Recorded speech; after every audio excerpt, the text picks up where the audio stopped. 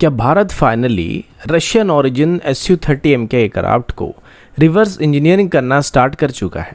एमका का first flight एक बार फिर से डिले होना इसकी डेवलपमेंट टाइम पर क्या असर डालने वाला है और पाकिस्तानी नेवी को इंडियन नेवी की तरफ से किस तरीके से बेवकूफ़ बनाया गया है? आज की वीडियो में हम ऐसे ही कुछ इंटरेस्टिंग अपडेट्स के बारे में बात करने वाले हैं। नमस्कार दोस्तों, मेरा नाम है अंशुमन नायक और आप सभी का बहुत बहुत स्वागत है इंडियन डिफेंस न्यूज के डिफेंस टॉक सीरीज में। तो चलिए देर न करते हुए आज की वीडियो शुरू करते हैं।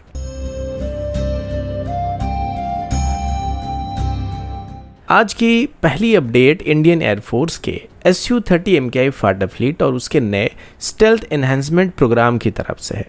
अभी भारत अपने फ्रंटलाइन फाइटर एयरक्राफ्ट को फ्यूचर हाई थ्रेट बैटलफील्ड के लिए और भी ज़्यादा सर्वाइवल बनाने की तरफ रैपिडली मूव करता दिख रहा है। अभी हिंदुस्तान एरोनॉटिक्स लिमिटेड यानी HAL की तरफ से SU-30 MKI फाइटर जेट के सिलेक्टेड सेक्शन पर इंडिजिनस रडार एब्जॉर्बेंट मटेरियल यानी रैम कोटिंग को अप्लाई करने का काम क्वाइटली स्टार्ट किया जा चुका है। यानी अभी भारत SU-30 MKI जैसे पावरफुल लेकिन कंपैरेटिवली लार्जर रडार सिग्नेचर वाले फाइटर एयरक्राफ्ट को एनिमी रडार के लिए कम विजिबल बनाने की कोशिश किया जा रहा है, क्योंकि SU-30 MKI का बड़ा साइज, इंजन इनलेट डिज़ाइन और एक्सपोज कंप्रेसर फेसेस उसके रडार रिफ्लेक्शन को कई गुना इंक्रीज कर देते हैं, जिसकी वजह से एनिमी रडार इसको दूर से डिटेक्ट कर सकते हैं।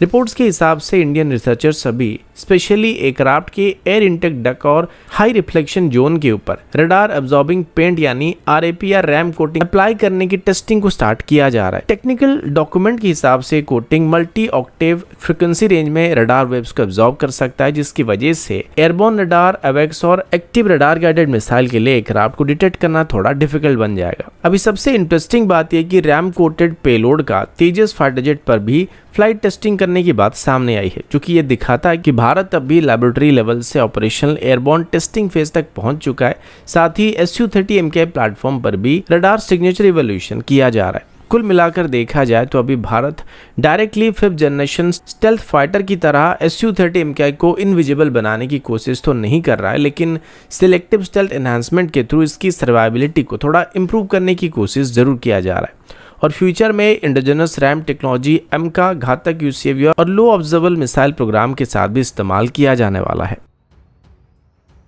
अगला अपडेट इंडियन एयरफोर्स के SU-30 MKI फाइटर फ्लीट और उसके AL-31FP इंजन इंडियनाइजेशन प्रोग्राम की तरफ से है। अभी भारत सिर्फ रशियन इंजन्स को असेंबल करने पर फोकस नहीं कर रहा है, बल्कि पूरे इंजन इकोसिस्टम को डीपली समझने और फ्यूचर में उस पर अपना कंट्रोल एस्टेब्लिश करने की तरफ एग्रेसिवली मूव कर रहा है। रिपोर्ट्स के मुताबिक HAL अभी AL-31FP टर्बोफैन इंजन्स के लिए एक मेजर इंजीनियरिंग रिकंस्ट्रक्शन प्रोग्राम को अरेंज कर रहा है, जिसमें पुराने Russian origin 2D technical drawings को modern 3D digital engineering model में कन्वर्ट किया जा रहा है। यानी भारत अभी इन इंजन्स की हर सबसिस्टम, इंटरफेस, फिटिंग्स और इंटरनल आर्किटेक्चर को डिजिटली डिकोड करने की कोशिश कर रहा है। अभी इसका स्ट्रेटेजिक इंपॉर्टेंस बहुत ज़्यादा इंपॉर्टेंट होने वाला है, क्योंकि हिस्टोरिकली देखा जाए तो रशियन लाइसेंस प्रोडक्शन एग्रीमेंट में लिमिटेड मैन्युफैक्चरिंग नॉलेज ही शेयर किया जाता था। यानी भारत के लिए एयरक्राफ्ट या इंजन असेंबल करना पॉसिबल तो होता था, लेकिन उसके deep engineering logic, material behaviour और प्रोडक्शन मेथड के ऊपर फुल एक्सेस नहीं दिया जाता था। लेकिन अभी 3D डिजिटल रिकंस्ट्रक्शन टेक्नोलॉजी की वजह से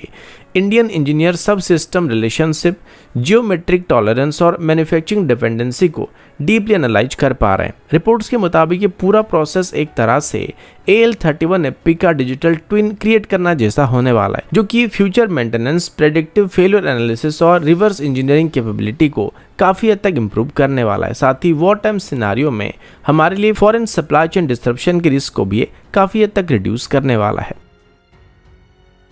अगला अपडेट भारत के एमका यानी advance medium combat aircraft program की तरफ से है। अभी भारत का सबसे ambitious 5th generation stealth fighter program को लेकर अभी कुछ सीरियस कंसर्न सामने आ रहे हैं। पहले जहां एमका का प्रोटोटाइप को रोल आउट 2028 के आसपास होने वाला था और फर्स्ट फ्लाइट को 2029 में करने का प्लान किया गया था, अभी नए रिपोर्ट्स के मुताबिक इसका रोल आउट लगभग 2030 तक और फर्स्ट फ्लाइट लगभग 2032 तक डिले हो सकता है। रिपोर्ट्स के हिसाब से अभी ADA और DRDO प्राइवेट सेक्टर कंपनीज को एमका की प्रोटोटाइप डेवलपमेंट में एग्रेसिवली शामिल करने की प्लानिंग कर रहे हैं। जिसके लिए अभी Tata advance system limited, L&T led consortium और भारत फौज कंसोर्टियम को शॉर्टलिस्ट किया गया है। साथ ही आंध्र प्रदेश के पुत्तापर्थी में एक डेडिकेटेड 650 एकड़ की फैसिलिटी को भी बनाने के लिए कंस्ट्रक्शन को स्टार्ट किया जा चुका है। अभी इसका सबसे बड़ा रीजन स्टेल्थ फाइटर डेवलपमेंट की कॉम्प्लेक्सिटी को माना जा रहा है, क्योंकि एमका में advance stealth shipping, serpentine air intakes, internal weapon base और AI असिस्टेड डिजिटल को पायलट जैसे हाईली एडवांस टेक्नोलॉजी इस्तेमाल किए जाने वाले हैं और इनको मैच्योर करने में थोड़ा समय लग रहा है। लेकिन अभी बार बार इसका टाइमलाइन डिले होने की वजह से इसका इंडियन एयरफोर्स के ऊपर काफ़ी नेगेटिव असर पड़ने वाली है। पहले तो इंडियन एयरफोर्स स्क्वाड्रन स्ट्रेंथ की शॉर्टेज का सामना कर ही रहा है और उसके ऊपर से अभी चाइना और पाकिस्तान जैसे दुश्मन देश रैपिडली 5th जनरेशन टेक्नोलॉजी में इन्वेस्ट कर रहे हैं और अभी के हालात में पाकिस्तान भी 5th जनरेशन फाइटर जेट की रेस में हमसे लगभग 10 साल आगे रहने वाला है, जो कि इंडियन एयरफोर्स के लिए अभी सबसे बड़ा प्रॉब्लम बनने वाला है। अगला अपडेट इंडियन नेवी के indigenous aircraft carrier INS Vikrant और ऑपरेशन सिंदूर के दौरान पाकिस्तान के मैरिटाइम सर्वेलेंस फेलियर की तरफ से है। अभी इंडियन नेवी के ब्लू वाटर वॉरफेयर कैपेबिलिटी को लेकर एक बहुत ही इंटरेस्टिंग इन्फॉर्मेशन सामने आई है, जो कि पाकिस्तान के मैरिटाइम इंटेलिजेंस नेटवर्क के लिए एक बहुत बड़ा सेटबैक माना जा रहा है। रिपोर्ट्स के मुताबिक भारत के chief of defence staff general Anil Chauhan ने ऑफिशियली बात रिवील किया है कि रिसेंट मैरिटाइम स्टैंड ऑफ के दौरान पाकिस्तान INS विक्रांत की एग्जैक्ट लोकेशन को एक्यूरेटली ट्रैक करने में कंप्लीटली फेल हो गया था। अभी इसका स्ट्रेटेजिक सिग्निफिकेंस बहुत ज़्यादा इंपॉर्टेंट होने वाला है, क्योंकि ऑपरेशन सिंदूर के दौरान पाकिस्तानी मीडिया और ऑफिशियल कंटिन्यूसली बात क्लेम कर रहे थे कि वो अरेबियन सी में INS Vikrant carrier battle group को क्लोजली मॉनिटर कर रहे हैं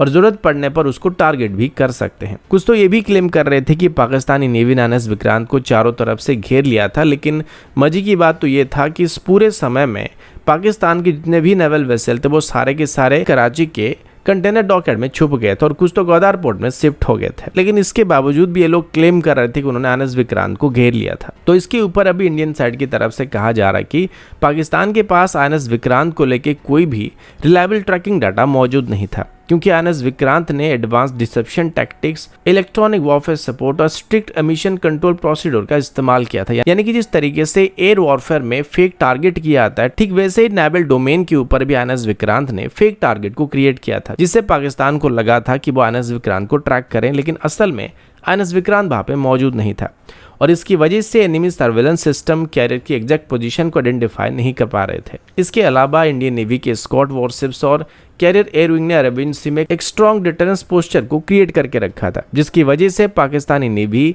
लार्जली अपने हावर के अंदर ही छुप गए थे। अभी मॉडर्न नेवल वॉरफेयर में ये एक बहुत बड़ा लेसन माना जा रहा है, क्योंकि आज के बैटलफील्ड में सिर्फ पावरफुल शिप होना उतना जरूरी नहीं होता है, बल्कि stealth operation, mobility, electronic warfare और मैरिटाइम डोमेन अवेयरनेस भी इक्वली इंपॉर्टेंट होने वाला है।